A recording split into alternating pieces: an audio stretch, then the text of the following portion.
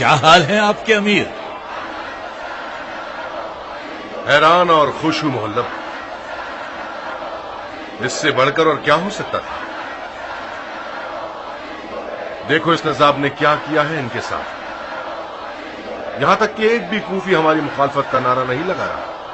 یہ کوفیوں کی خاصیت ہے، آپ نے سنا نہیں کوفی وفادار نہیں ہوتا؟ اس گرگٹ کی طرح رنگ بدلنے والوں کے ہلہلے پر خوش مت ہونا۔ اتنا ہی ہمارے لیے کافی ہے کہ انہوں نے ہمیں عوامی جنگ پر مجبور نہیں کیا۔ کوفے کے بے وفا لوگوں پر تکیہ کرنا ایک ایسا خطرہ ہے جس سے ہمیں بچنا ہوگا۔ وہ جھوٹا ریاکار، ایسا ظالم نہیں دیکھا۔ وہ جھوٹا ریاکار، بزرگوں کے ہاتھ پیر اور سر کاٹ دیے اس نے۔ وہ جھوٹا ریاکار، اس کو اس کے انجام تک پہنچانا چاہیے۔ وہ جھوٹا ریاکار، نہ جانے کون سی بلا ہے یہ ہمارے سروں پر۔ وہ جھوٹا ریاکار، ہمارا جینا حرام کر ڈالا اس نے۔ وہ جھوٹا ریاکار، تیری میری عید آ گئی، اس کی حکومت ہٹ گئی، اب تو شامت آ گئی۔ تیری عید میری عید، اس کی حکومت مٹ گئی، اب تو شامت آ گئی۔ اس قذاب کی آنکھوں میں کھولتی ہوئی سیخ ڈال دینی چاہیے، اس ملحد کے منہ پر کھولتا ہوا تیل ڈال دینا چاہیے۔ افسوس ہے کوفے اور کوفیوں پر۔ کوفیوں کا اپنے گناہوں، جہالتوں اور خطاؤں کا اعتراف کرنا گویا ایک لمبا چوڑا جھوٹ تھا جس کا بوجھ صحرائی اونٹ بھی نہیں اٹھا سکتے۔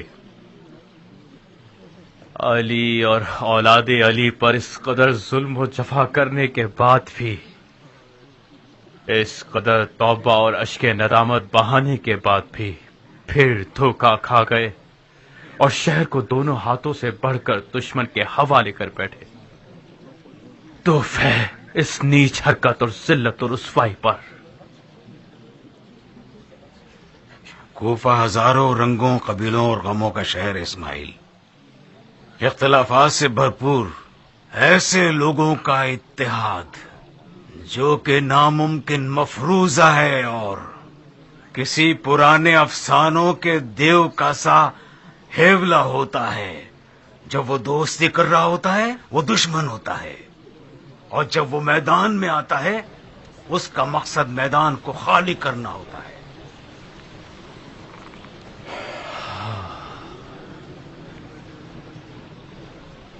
مجھے اب سمجھ آیا کہ مختار ایرانیوں کے ساتھ خاص محبت کیوں رکھتا تھا۔ ان سخت دنوں سے لڑنے والے ایرانی ہی تھے جو کہ مرحوم بن شمیت کی غفلت سے ٹکڑے ٹکڑے ہو گئے۔ تیری حکمت پر مجھے ناز ہے خدایا، جس بادشاہ نے عورتوں کی آبرو کو اپنے لعاب دہن سے اڑایا تھا آج وہ اپنے بغیرتیوں کے محل میں قید ہو چکا ہے۔ عورت کو زنا پر پتھراؤ کیا جاتا ہے یا وفا پر؟ میں کہتی ہوں باہر آؤ ملکہ عالیہ، مختار مر چکا ہے۔ کیا ہوا رے؟ ارے عورت، جو شخص تخت حکومت پر لٹکا ہوا ہے وہ حرکت کرنے والا مردہ ہی ہے۔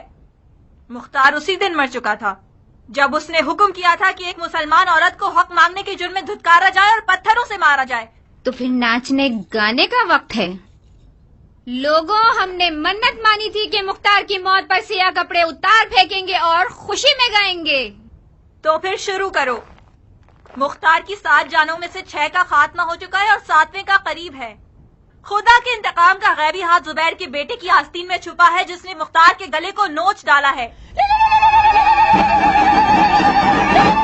یہ بغیر داڑھی کے سپاہی کیا قوم یاجوج ماجوج کے ہیں؟ کیا بات کر رہے ہو بھائی؟ یہ بغیر داڑھی والا لشکر ابن حر کا لشکر ہے۔ ان کی سردار اس کی بیوی ہی تو ہے۔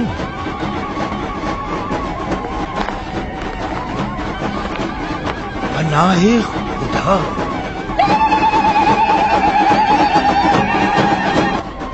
کہا جاتا ہے کہ آخری زمانے میں عورتیں مردوں کا لباس پہنیں گی، مرد اور عورت کی جگہ تبدیل ہو جائے گی۔ کیا مصیبت ہوگی اگر مرد حاملہ ہو گئے اور بچہ پیدا کرنے لگے تو؟ اس کا خیال بھی رونگٹے کھڑے کر دیتا ہے۔ یا محمد، آپ ہی اپنی اس امت کی حالت پر نظر کرم کیجیے۔ ذرا دیکھیے مسلمان عورتوں پہ کیا وقت آ گیا ہے۔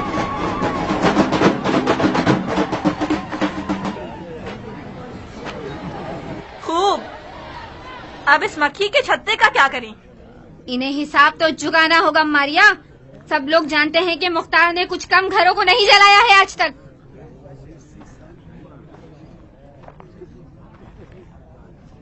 سن رہی ہو ام ثابت؟ باہر آؤ ڈرپوک عورت۔ یہ عورتیں تمہاری اور تمہارے شوہر کی ہوس بازیوں کی قربانی بنی ہیں۔ کسی نے بیٹے کا دکھ جھیلا ہے اور کسی نے شوہر کا غم۔ انہیں ان کے خون کا بدلہ چاہیے۔ باہر آؤ خبیث کہیں کی۔ شاید محل کی طرف جا چکے ہیں۔ ام ثابت کبھی محل کی طرف نہیں جا سکتی، وہ یہی ہے، مکھیوں کی طرح چھتے میں چھپی بیٹھی ہوگی۔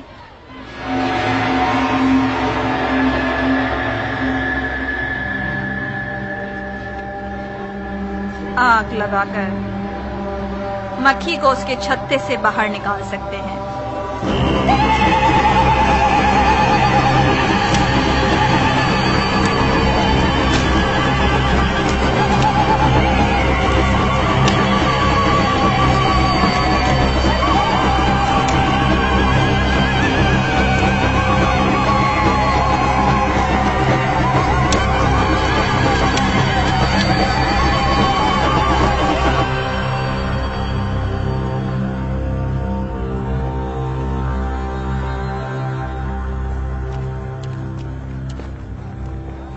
امیر، مختار کے گھر کو آگ لگا دی گئی۔ مجھے بتاؤ کہ کس گدھے نے یہ حماقت دکھائی ہے؟ ماریا، جناب ابن حور کی بیوی کچھ کوفی عورتوں کے ساتھ مختار کے گھر پر حملہ آور ہو گئی۔ جعفر، فی الفور اس ناقص العقل عورت کے پاس جاؤ اور جو آگ اس نے لگائی ہے اسے بجھا دو، سمجھے تم؟ اور تم فوراً ابن حور کے پاس جاؤ اور اس سے کہو کہ اسی وقت ہمارے پاس حاضر ہو، جلدی۔ جی امیر۔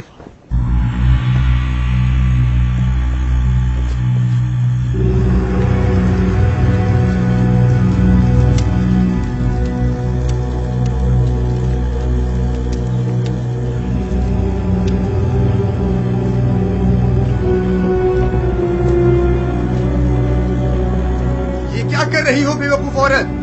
یہ کون سا منمانی اور خود سری دکھانے کا طریقہ ہے؟ اس آگ کو بجھاؤ جلدی۔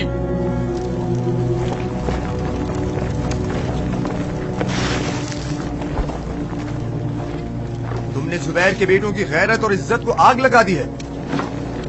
لعنت ہو تم پر۔ اگر مجھے خدا کا خوف نہ ہوتا تو تمہیں اس کی زبردست سزا دیتا۔ میں نے اس آشیانے کو جلایا ہے جس کی مکھیوں کے ڈنگ سے ہم سب کو ایزا پہنچی ہے۔ یہ آشیانہ خالی ہے عورت، اس کی مکھیاں قصر کوفہ میں مقیم ہیں۔ تمہارے اور مختار کی بیوی کے تمام جھگڑوں کا بدلہ کیا ہماری حکومت کو چکانا ہوگا؟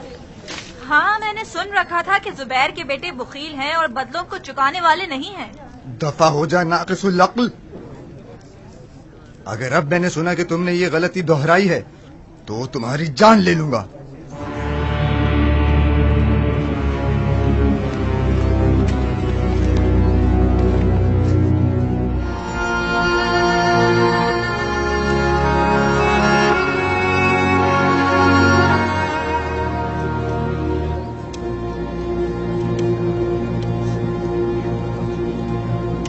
مت ڈریے، آپ لوگ محفوظ ہیں۔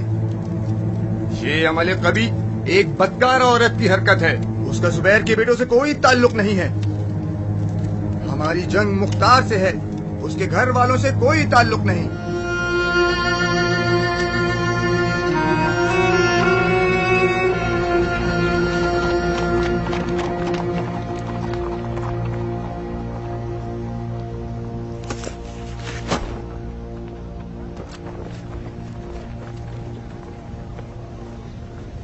مجھے تو لگتا تھا کہ تمہاری بیوی کوئی سمجھدار اور عقل مند خاتون ہوگی،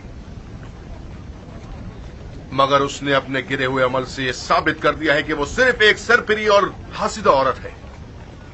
اگر تم اسے مہار نہیں کر سکتے تو میں کر سکتا ہوں۔ مختار کے اہل بیت مجرم ہیں تو حاکم شہر انہیں سزا دے گا، نہ کہ ایک ایسی عورت جو... لعنت ہے شیطان پر۔ اس میں کوئی شک نہیں کہ میری بیوی نے ایک گری ہوئی حرکت کی ہے، مگر اتنا تو حق دیجئے کہ وہ انتقام کی پیاسی ہو۔ اسے مختار کے حکم پر سر عام دھتکارا گیا اور پتھروں سے مارا گیا۔ یہ کون سی منطق ہے بندہ خدا؟ کیسا انتقام؟ اب یہی رہ گیا ہے کہ ہم سے ہر فرد اپنے اپنے ذاتی انتقام کے چکر میں ہنگامہ آرائی کریں اور جلاؤ گھراؤ کرتے پھریں۔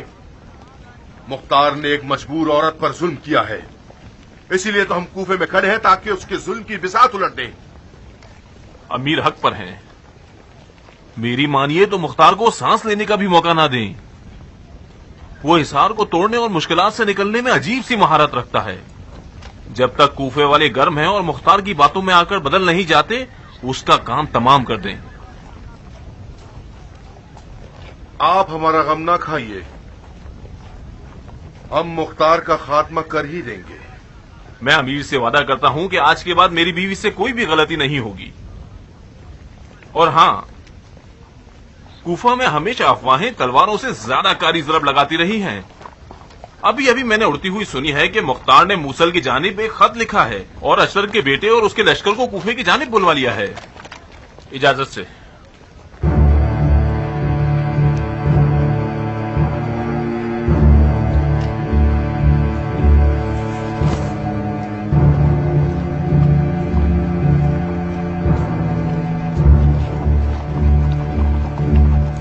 کیا سوچ رہے ہو معلم؟ بعید نہیں ہے کہ مختار کی ابراہیم اشتر سے خط و کتابت ایک سچی خبر ہو۔ تو سچی ہونے دو۔ ہم تو جانتے ہیں نا کہ مختار اور ابراہیم کے فی الحال تعلقات خراب۔ شاید ان کے یہ بگڑے ہوئے تعلقات ہمیں دھوکہ دینے کے لیے ایک جنگی تدبیر ہوں۔ تجربہ گواہ ہے کہ مختار ضرورت کے تحت اپنے اور اپنے ساتھیوں کے آپسی تنازعات اور اختلافات کو حل کرنے میں نہایت ماہر ہے۔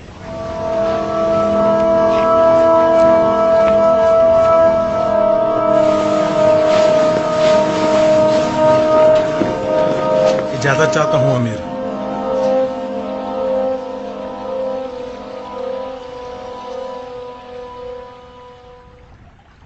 خدا کرے کوئی خوشخبری ہو سردار۔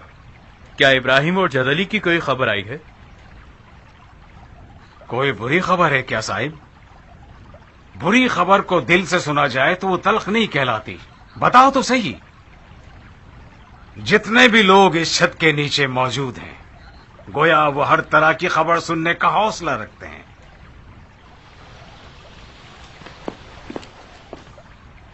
آخر تم زمین کو کیوں تک رہے ہو صاحب؟ کچھ تو بولو، آخر کیا ہوا ہے تمہیں؟ کیا ہوا صاحب؟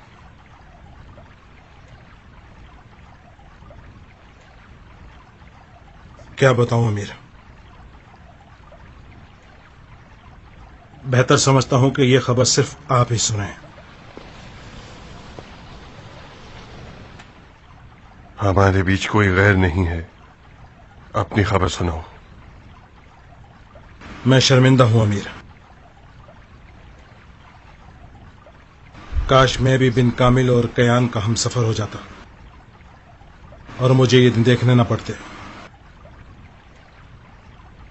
اطلاع ملی ہے کہ امیر کے گھر کو جلا دیا گیا ہے، لیکن گھر والوں کو کوئی نقصان نہیں ہوا۔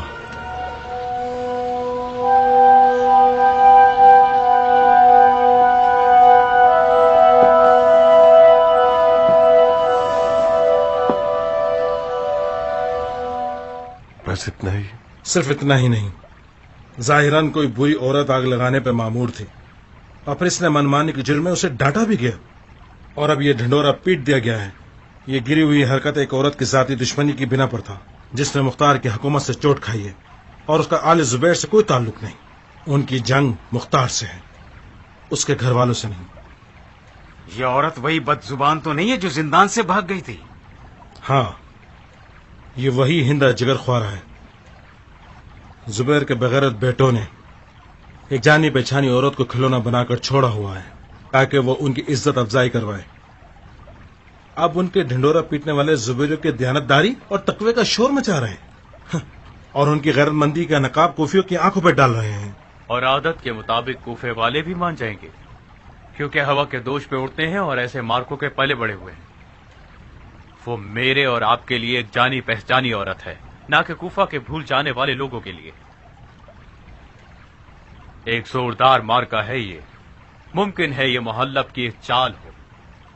مجھے پورا یقین ہے کہ کوفے والے بڑے ذوق و شوق سے اس مارکے کا تماشا دیکھتے رہیں گے۔ قیام کی حکومت کے اعضاء و جوارح کو ایک خیالی پلاؤ میں پکا پکا کے کھائیں گے اور خوشی خوشی آل زبیر کے لیے یہ دعا کریں گے کہ ہمیں گمراہی سے انہوں نے نجات دلا دی۔ آخر ایسا کیوں نہ ہو؟ ایک ایسا مارکا کہ جس کی انتر ایک بدکار عورت ہے اور دوسری جانب مختار کی بیوی۔ جب مختار کی بیوی اس کو نہ مانے تو کوفیوں سے کیا توقع ہوگی؟ کاش میری ماں یہ سمجھ لیتی کہ وہ کیسی غلطی کر رہی ہے۔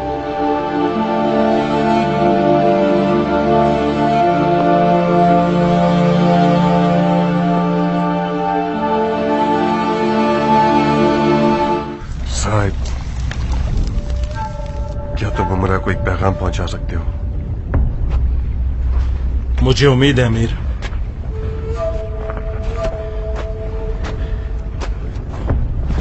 عمرہ سے کہو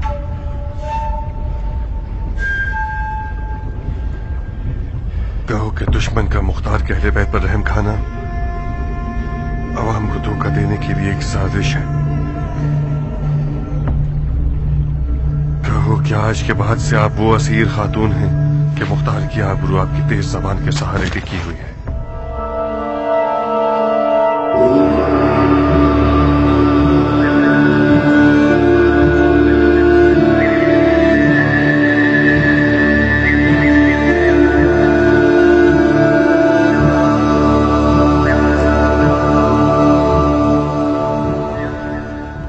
کہاں جا رہی ہو بہن؟ اس گھر کے مکینوں سے ملنے جا رہی ہوں۔ آپ مذاق کر رہی ہیں؟ شرم کرو بدتمیز، میرے تو جیسے سے کیسا مذاق ہے؟ ہٹو یہاں سے۔ کیا ہم یہاں کوئی ستون یا دیوار ہیں جو بلا جھجک منہ اٹھائے چلی جا رہی ہو؟ کون ہو تم؟ جن ہوں، مختار کے اہل بیت کو چرا کے لے جانے کے لیے آئی ہوں۔ دن دہاڑے لوگوں کا راستہ روک کر ایسے الٹے سیدھے سوالات کر رہے ہو۔ شرانگیزی مت کرو عورت، میں نے پوچھا کون ہو تم؟ اس خاتون کے رشتہ دار ہوں جسے اس کے گھر میں قید کر دیا ہے۔ اس گھر کے مکینوں سے ملاقات منع ہے۔ آخر کیوں؟ کیوں کا جواب ہمارے حاکموں کے پاس ہے، ہم صرف یہاں نگراں ہیں۔ تو پھر تم لوگ یہ کیا ڈھنڈورا پیٹتے پھر رہے ہو کہ مختار کے اہل بیت محفوظ اور محترم رکھے جائیں گے؟ یہ جھوٹ کیوں اڑاتے پھرتے ہو تم لوگ؟ کیا یہی زبیر کے بیٹوں کا اسلام ہے؟ زبیر یقیناً کسی عورت کا جوش دلا کے بھیجا گیا ہے تاکہ اپنے بیٹے اور شوہر کے بدلے کے لیے آئے اور ہمیں تکلیف پہنچائے۔ غلط کر رہے ہیں۔ یہ کیا تماشا ہے کہ جس کا دل چاہے منہ اٹھائے چلائے اور ہماری توہین کر کے چلا جائے؟ اگر آل زبیر اپنی بات کو پورا نہیں کر سکتے تو ہم اپنا دفاع کرنے کا طریقہ جانتے ہیں۔ عمرہ، معاملے کو مزید نہ بگاڑو۔ کیا اب بھی بگڑنا باقی رہ گیا ہے ناریا؟ اگر ہم خاموش بیٹھ گئے تو روزانہ یہی کھیل تماشے ہوتے رہیں گے۔ مجھے ڈر ہے عمرہ، مجھے ڈر ہے کہ وہ ہمیں مار نہ ڈالیں۔ اس جہنم سے تو موت ہی اچھی ہے۔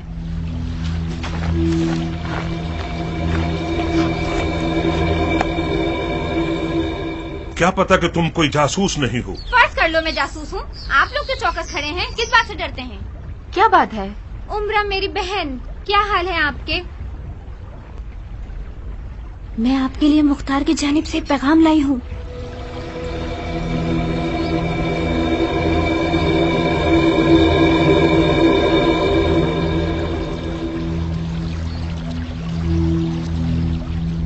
معاف کیجیے گا بانو، مجھے مجبوراً اس عورت کو قانون کی خلاف ورزی، جاسوسی اور آل زبیر کی توہین کے جرم میں قید کرنا ہوگا۔ آؤ مجھے قید کر لو، میرے ہاتھ پیر باندھ دو، میری زبان جلا دو، میرا منہ سی دو۔ تم جیسے غاصبوں سے کچھ بعید نہیں کہ لوگوں کو احوال پرسی کے جرم میں قید کر لو۔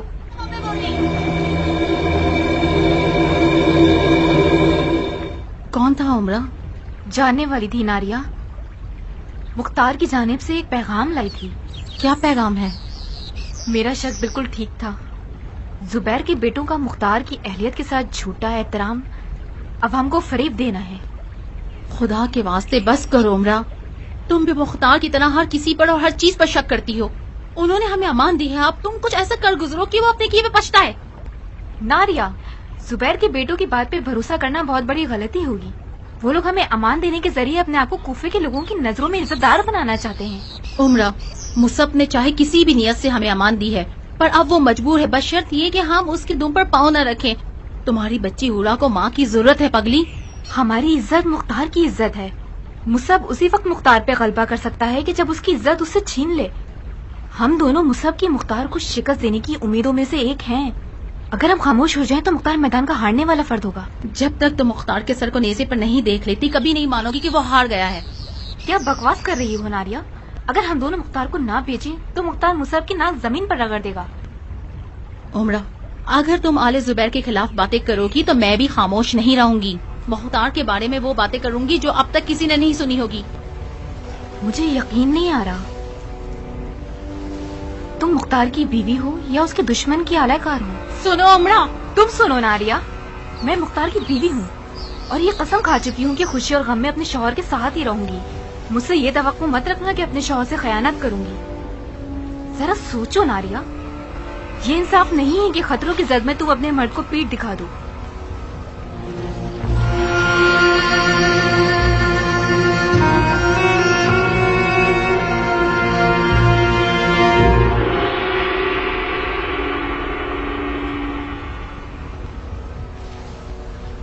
تشریف رکھیے امیر، لوگ آپ کے منتظر ہیں.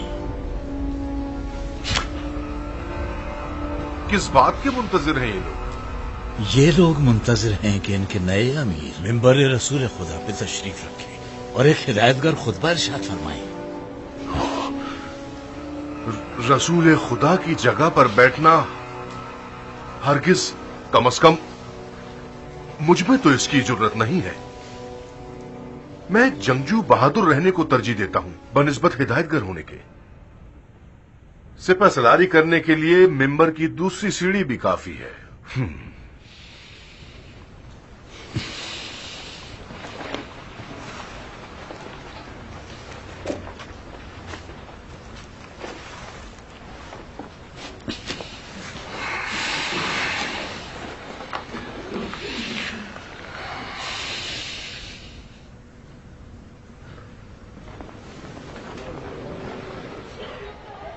اے لوگوں، نہایت ہوش و آواز کے ساتھ سنیے، پرکھیے اور سوچیے.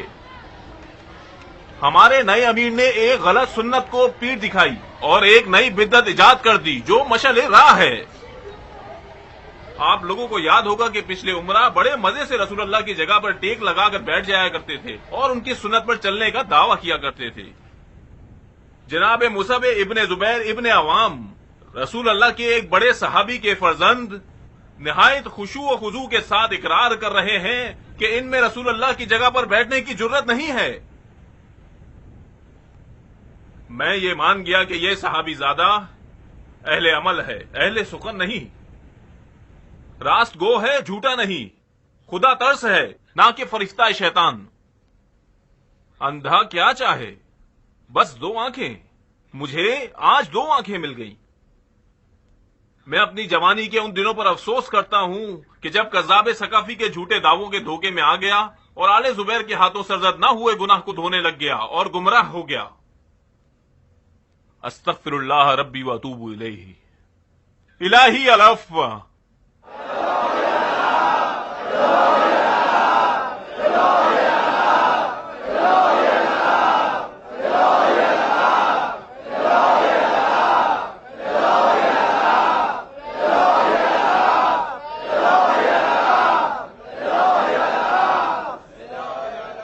بسم اللہ الرحمن الرحیم. میں مصعب ابن زبیر ابن عوام دین مبین کی خدمت میں ایک ادنا سپاہی ہوں. بلا مبالغہ عرض کرتا ہوں، نہ میں کوئی شعلہ بیاں خطیب ہوں اور نہ ہی لفاظیوں اور جملے بازیوں سے اپنا اور آپ کا انتہائی قیمتی وقت ضائع کروں. جناب ابن حر نے اپنے پر اثر کلام کے ذریعے ہمارے کاندھوں کا بوجھ ہلکا کر دیا. عراق عرب زخمی ہے، بے شمار جنگوں کے باعث خون کے آنسو رو رہا ہے. یہ یتیموں، بیواؤں اور بیماروں کا ڈھیر ان تباہیوں کی نشانی ہے جو اقتدار کے پیاسوں نے پیدا کی ہے. میں اس مصیبت کے بانیوں کو ہٹانے اور آپ کے ویرانوں کو آباد کرنے اور آپ کے دلوں کو خوش کرنے کے لیے آیا ہوں. خدا بھی انہی لوگوں کا حامی ہوتا ہے جن کی نیت امت کی خیر خواہی ہوتی ہے. اس وقت کوفہ ہماری فوجوں کے قبضے میں ہے. مختار کی وہ تمام فوجیں جو محل کے میدان میں موجود تھیں وہ محل کے اندر بھاگ چکی ہیں اور مقابلہ کرنا چاہتی ہیں. ہم منجنیق سے اس محل کو اس کا قبرستان بنا سکتے ہیں، مگر نہ میں اس تباہی اور خونریزی کے حق میں ہوں اور نہ ہی میرے بھائی جناب خلیفہ. ہم محل کا محاصرہ کر کے مختار اور اس کے ساتھیوں کو یہ مہلت دے رہے ہیں کہ وہ توبہ کر لیں اور تسلیم ہو جائیں اور خلیفہ کی بیعت کر لیں. اسود. جی امیر. سفید جھنڈا لے کر محل میں جاؤ اور میرا پیغام مختار کو پہنچا دو. جو حکم امیر.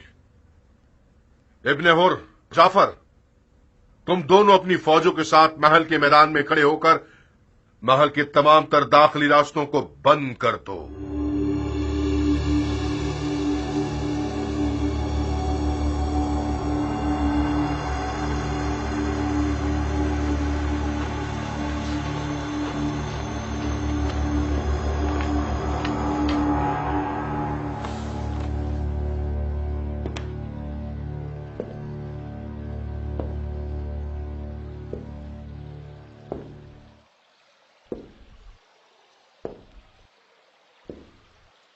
بھائیو،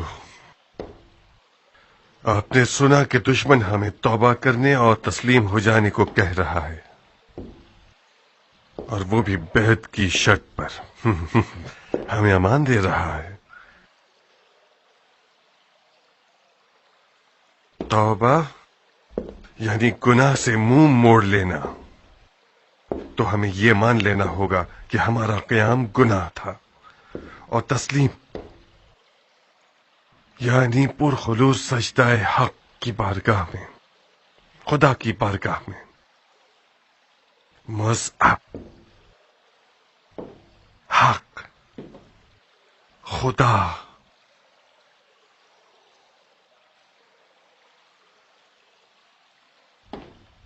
جہاد فی سبیل اللہ ایک گناہ اور غاصبین کی بارگاہ میں سجدہ کرنا شرک ہے.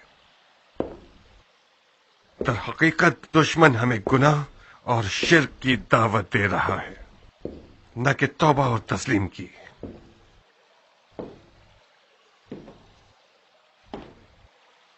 میں اپنی رائے پیش کرتا ہوں. آپ لوگوں کو انتخاب کا پورا حق ہے. آل زبیر اور آل امیہ دونوں ایک ہی مٹی کے بنے ہوئے ہیں. ان کی بیعت حرام اور ان سے لڑنا ہماری شرعی ذمہ داری ہے.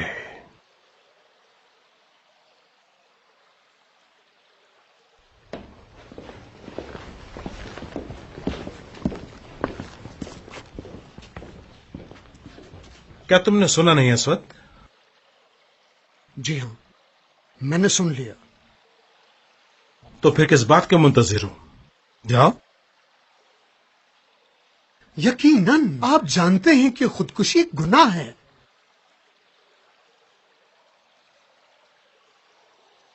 تم دیکھ تو رہے ہو بھائیو، کیا آپ کے درمیان کوئی ایسا ہے جو واجب کو چھوڑنے اور ذلت آمیز تسلیم کو اس مقدس مقابلے پر ترجیح دینا اور اپنی دینداری کا سودا اپنی جان سے کرنا چاہتا ہوں؟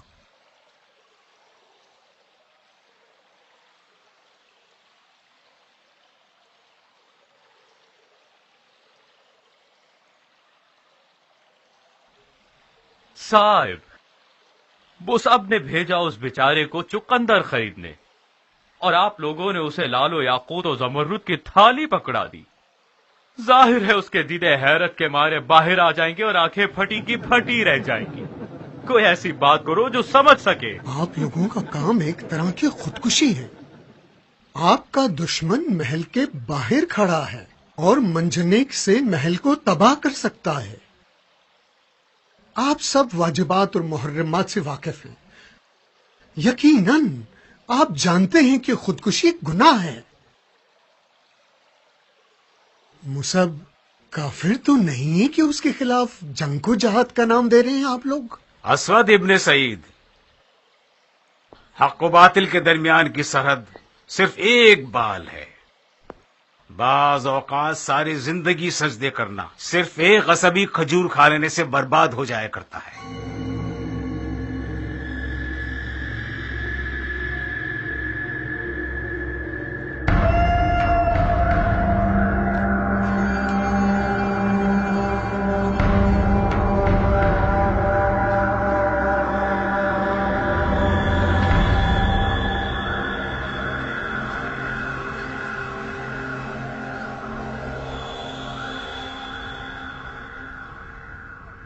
कैस,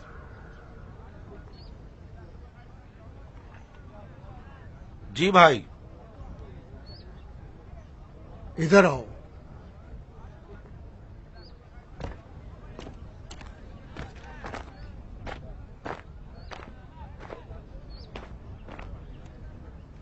जब तक मोहलत है तौबा कर लो कैस। मैं वादा करता हूं कि तुम्हारे लिए एक मोतबर अमाननामा ले लूंगा। किस बात की तौबा करूं भाई? उस गुनाह की जिसके तुम मुर्तकिब हो गए हो। तुम उस शख्स का दिफा कर रहे हो जो दीन में गलत बिदतें ईजाद कर चुका है, जो कज़्ज़ाब, जादूगर और बेदीन है और बहुत से अरब के अशराफ का खून बहा चुका है। मुख्तार ने उन अरबों को मारा जिनके हाथ कोहनियों तक फरजान रसूल के खून में रंगे हुए थे। मैं हक का दिफा कर रहा हूँ, अदल इंसाफ का दिफा, मुख्तार का नहीं। मुख्तार ने तुम लोगों पर जादू कर दिया है। खुदा ही तुम लोगों की मदद करे। जो जंग एक भाई को दूसरे भाई के सामने खड़ा कर रही है, एक बातिल जंग है। वो काम ना करो मैं अपने भाई की रिश्तेदारी को भूल कर खून बहा दूं। मैंने अपने भाई के खिलाफ तलवार उठाई हुई है, इस पर मुझे अफसोस है। लेकिन मौला अली के तरीके पर जीना और मर जाना मेरे लिए शहद की तरह शीरीं है। लगता है मुख्तार ने तुम लोगों के कानों पर भी जादू कर दिया है। क्यों? ताकि सिर्फ उसी की बातें सुनते रहो। तुम लोगों ने मुख्तार को एक मुकद्दस हस्ती बना लिया है और ये कुफ्र और शिर्क है। तमाम घर वालों के लिए शर्मिंदगी के बाइस हो कैस। बरोज़े क़यामत मेरी शिफात की उम्मीद मत रखना। मेरी आरजू है कि मुझे मेरे मौला हुसैन की शिफात नसीब हो।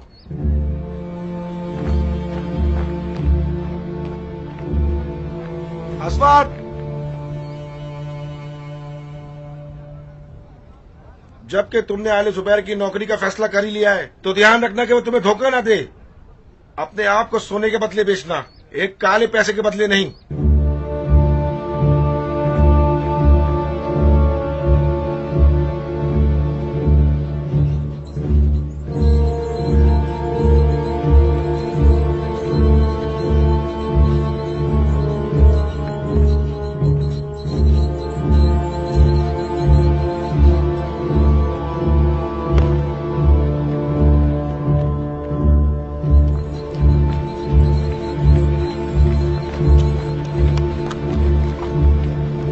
लटके हुए मुंह के साथ तुम लौट रहे हो, इससे साफ वाज़ेह है कि मुख्तार ने तुम्हें खूब डराया है।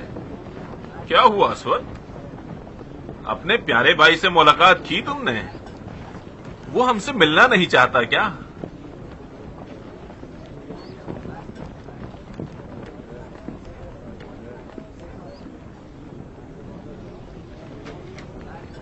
मुख्तार को मोहलत देना सिर्फ एक हिमाकत है। अरे इब्ने हुर, मेरा भाई मुसब बखूबी जानता है कि उसे मुख्तार से कैसे पंजा आजमाई करनी है। ये पैगाम वगैरह सिर्फ और सिर्फ आवाम को धोखा देने के लिए है। हमें मजबूरन इसी तरीके से ही चलना होगा।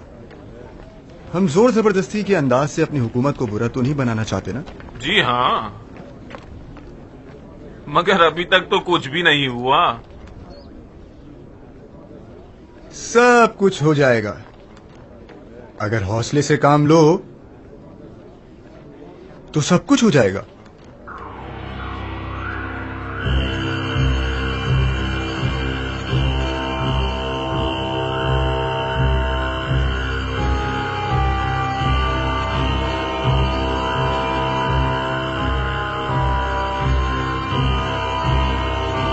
जनाब अमीर, मैंने एक ऐसे शख्स को देखा जिससे हर तरह की बहस बेफायदा है। तुमने ऐसा क्या देखा अस्वद? ऐसे शख्स को देखा जो फातिहीन की तरह रजस ख्वानी कर रहा था और बिल्कुल नबियों की तरह बात कर रहा था। हमारे सफीर को तो देखो, कहीं मुख्तार ने तुम पर भी तो कोई अपना जादू नहीं कर दिया? खुल के बोलो, पैगाम पहुंचा दिया? जी अमीर। ठीक है, क्या जवाब मिला तुम्हें?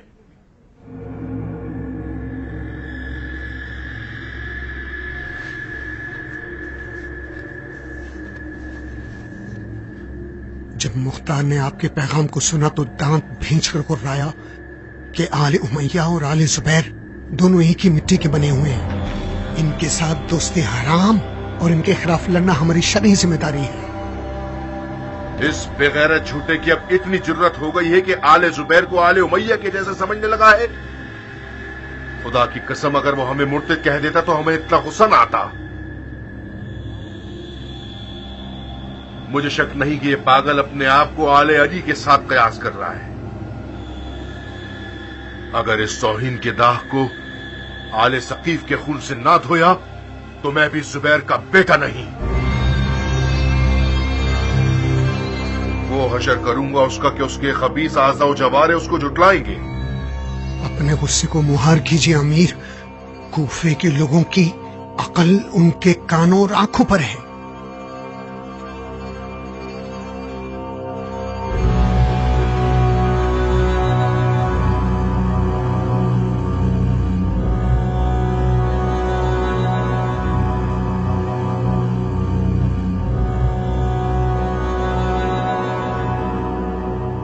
बजाय आंखों को छोटा करने, होठों को गोल करने और अपने 3 मन के शरीर को हिलाने के अपनी 2 छटाक की जबान हिलाओ। क्या इस तौहीन का मुंह तोड़ जवाब नहीं होना चाहिए? मुझे यकीन नहीं आता कि आप वही अमीर हैं जो कुछ देर पहले इस मिंबर की दूसरी सीढ़ी पर बैठे और ऐसा खुतबा पढ़ा जो सरापा उम्मीद था। मैंने जबान चलाने को कहा है मगर किनायतन नहीं। तुम देख लेना, मैं उस मुशरिक को तकब्बुर की कुर्सी से नीचे उतारकर उसकी हड्डियां तोड़ दूंगा। मुसाब, मुख्तार आपके साथ एक खतरनाक खेल शुरू कर चुका है। उसका पैगाम ये बता रहा है कि वो आपको बखूबी जानता है। काश आप भी उसे किसी हद तक पहचानते। उसने आपके लिए एक तेज तलवार भेजी है ताकि उससे आप अपने आप को जख्मी कर लें। बहुत ध्यान से कोशिश करो कि मुख्तार को तदब्बर से तोड़ो, न कि गुस्से और ताज्जुब से।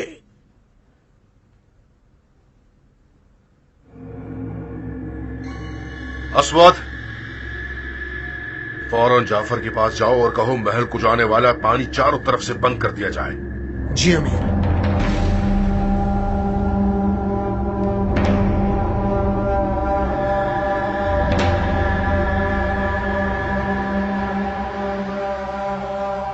इस मलऊन को एक कतरा भी पानी नहीं मिलना चाहिए।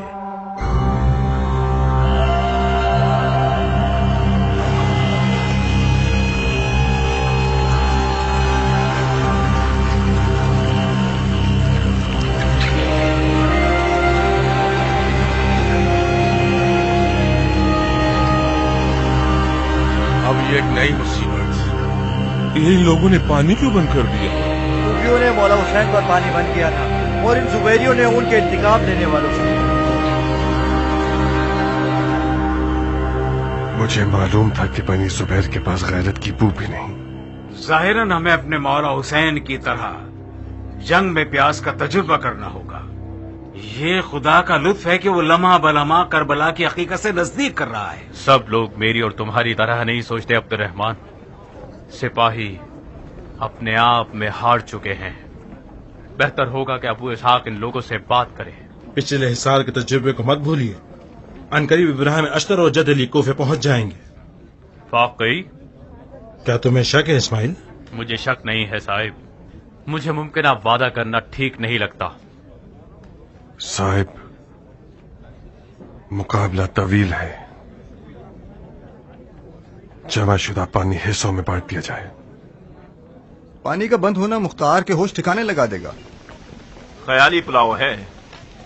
مختار ہر چیز کی پہلے سے فکر کر کے بیٹھا ہوا ہوتا ہے. یقیناً اس نے 1 سال کا کھانا اور پانی جمع کر رکھا ہوگا.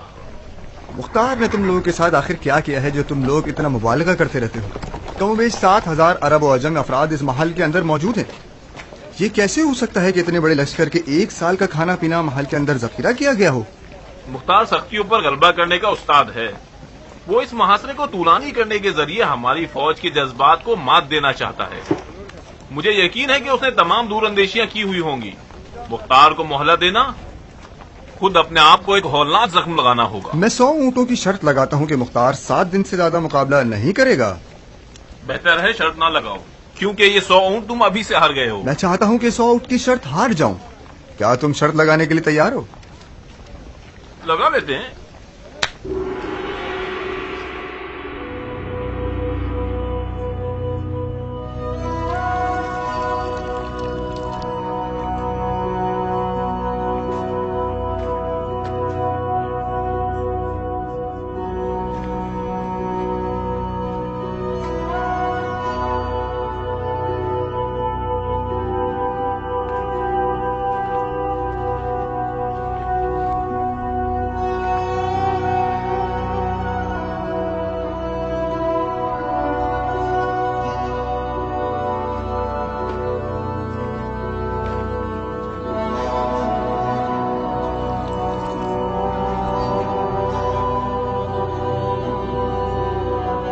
یہ تو صرف ہونٹوں کو بھگو سکتا ہے بھائی. اس پانی سے نہانا نہیں ہے بہادر. مجھے اتنا تو مضبوط ہونا چاہیے نا کہ اپنے دونوں پیروں پر کھڑے ہو کر اپنی تلوار کو سنبھال سکوں. کیا تمہیں نہیں معلوم کہ کیا ہوا ہے؟ سب معلوم ہے. بے غیرت دشمن نے ہم پر پانی بند کر دیا ہے تاکہ ہمیں تکلیف دے کر مار ڈالے. اس تکلیف کے بجائے ہم لڑ کر پانی کیوں نہیں کھلوا لیتے؟ تم ہوش میں تو ہو؟ سر اٹھا کے ذرا دیکھو دروازے کے باہر کیا عالم ہے. ہم کس طرح سے تلواروں کے سمندر پر حملہ کر کے پانی کھلوا سکتے ہیں؟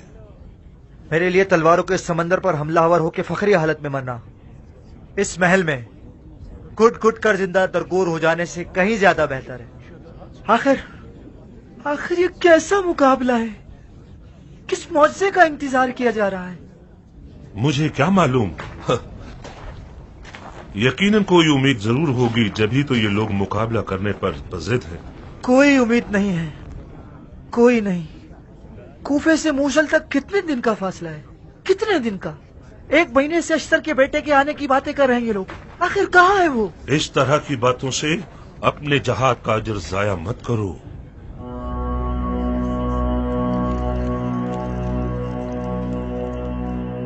پانی کے ذخیرے کا ختم ہو جانا کچھ لوگوں کو وحشت زدہ کر گیا ہے، اور کچھ لوگ امدادی فوجوں کے پہنچنے سے نا امید ہو گئے ہیں اور اپنے آپ کو شکست کھانے والا شمار کر رہے ہیں. ہماری فوجیں ان جذبات کے ساتھ زیادہ نہیں چل سکیں گی. پیاسا آدمی مقابلہ کر ہی نہیں سکتا. ممکن ہے کبھی بھی خود ہمارے خلاف ہنگامہ آرائی کر دے. یہ جو ذخیرہ آب ختم ہونے والا ہے، یہ ایک ناقابل انکار حقیقت ہے. ابراہیم اشتر اور جدلی کا آنا بھی احتمالی ہے، حتمی نہیں ہے. امیر مختار نے انہیں کوفے کی طرف بلایا تو ہے. اب وہ لوگ پہنچیں یا نہ پہنچیں یہ خدا پر چھوڑیے، مگر مجھے پورا یقین ہے کہ جیت ہماری ہے. اس کا تجربہ میں نے مختار کی رکاب میں حاصل کیا. پچھلے حصار کے تجربے کو مت بھولیے. خدا کی قسم، اس معاشرے میں میں جو مختار کے قریب ترین افراد میں سے تھا، مجھے بھی پتا نہ تھا کہ اس کا کیا ارادہ ہے. دیکھا آپ نے، صفحہ تقدیر پلٹ گیا. یہ توقع مت رکھیے گا کہ مختار اپنے جنگی نقشے اور تدبیریں سب کو بتا دے گا، اور یقین کر لیجئے کہ ہمارا طویل مقابلہ دشمن کے لیے نقصان دہ ہے.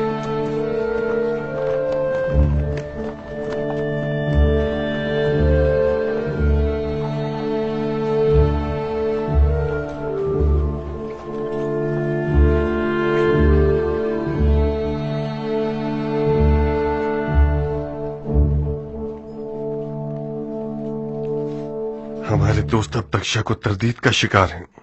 آپ کے سخن کی ضرورت ہے ان سب کو. لب کھولیے امیر.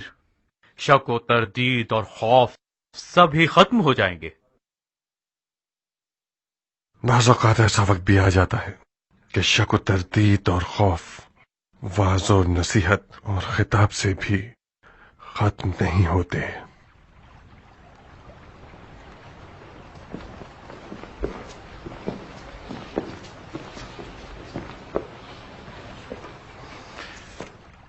एक किस्सा सुनाता हूं आप लोगों को। लुत्फ से खाली नहीं है, शायद हिकमत से भी खाली ना हो।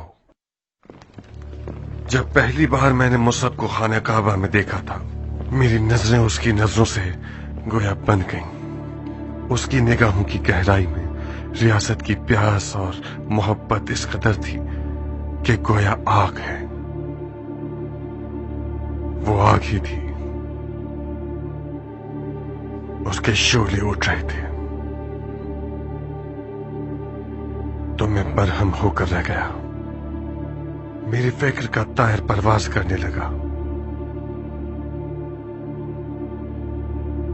और वो मुझे और मुसअब को काबा से कूफा ले आया। इसी जगह, इसी कस्र में।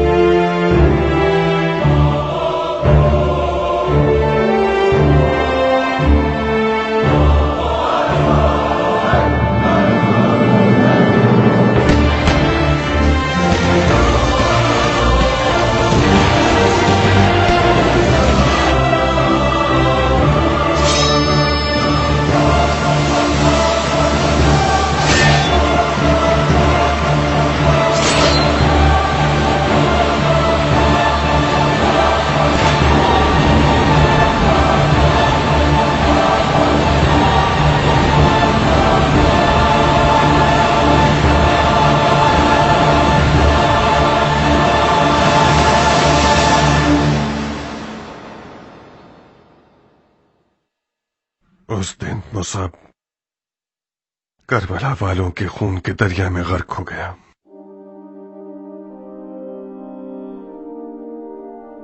यह ख्वाब मेरे लिए एक नाकाबिल हल पहेली बनकर रह गया,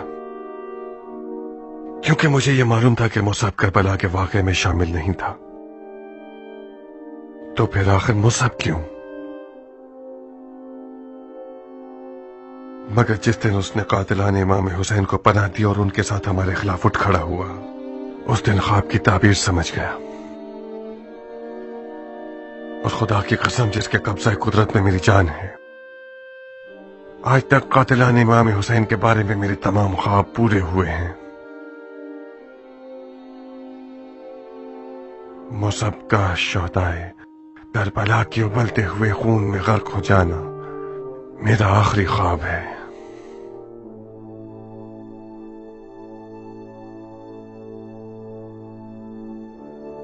मैं दुश्मन की मुकम्मल शिकस्त हो जाने तक अपने मुकाबले को तूल दूंगा,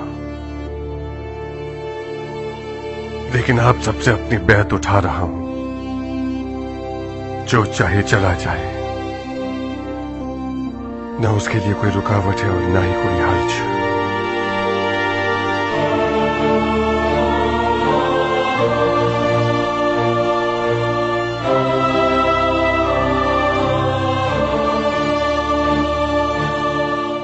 साहिब। जी अमीर। ज़ख़ीरा शुदा पानी खत्म होने को है। हमने काफी सारा शहद भी जमा किया था। कह दो कि सारा शहद खारे पानी के कुएं में डाल दिया जाए ताकि पानी मीठा हो जाए।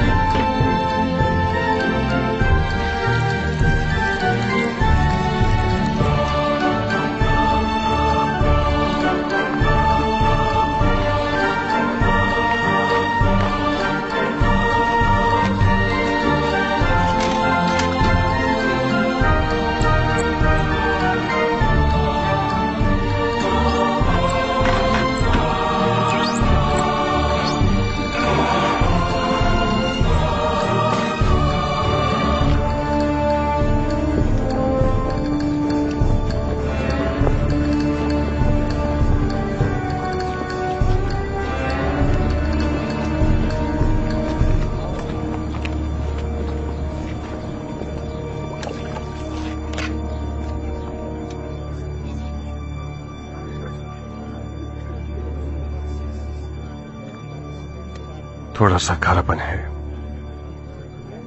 مگر اب پینے کے قابل ہے.